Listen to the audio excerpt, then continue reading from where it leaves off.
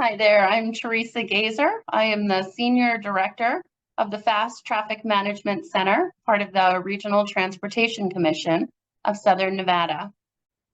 So I understand, especially from a driver's perspective, that there is frustration with having to navigate cones and construction work zones. This is a symbol of progress and growth in our community. It's also showing us that our infrastructure does take its time and does start to show some signs of aging. These projects are important so that we can continue to grow our community and fuel our economy. But at the same time, we recognize that the impacts mean that sometimes roadway projects have to move forward. When we have big projects, and this one was about a year ago, it was the I-15 and Tropicana interchange project where they were demolishing the north half of the bridge to really start getting in there and being able to rebuild that new interchange. And what that was is that was a highly collaborative process. It was the RTC of Southern Nevada working with NDOT, Nevada Department of Transportation, and their contractor on that project.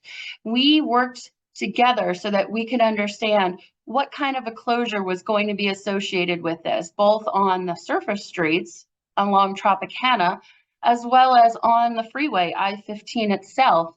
And what this really gave us an opportunity to do is to make sure that we could effectively coordinate our messaging for this closure, and we can give that information proactively to our drivers and commuters here in Southern Nevada, as well as keep our RTC transit operators involved in this process so that they can plan their detours accordingly to minimize the delays to all of our traveling public.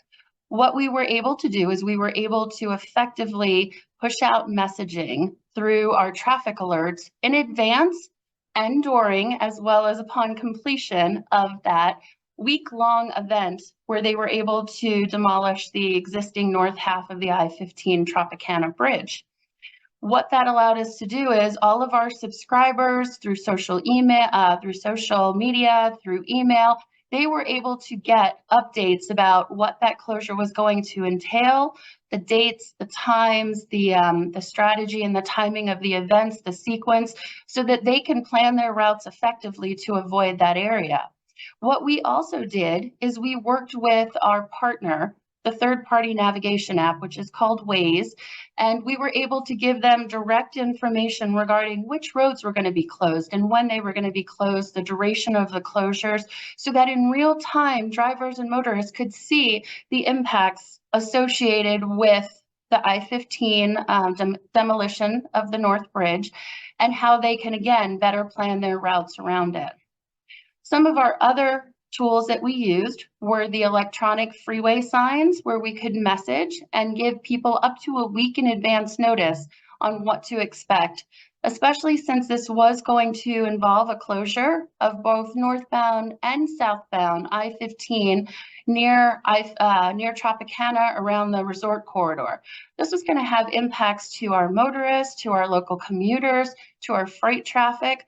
We reached out and we planned this. We messaged it on the freeways with the electronic signs.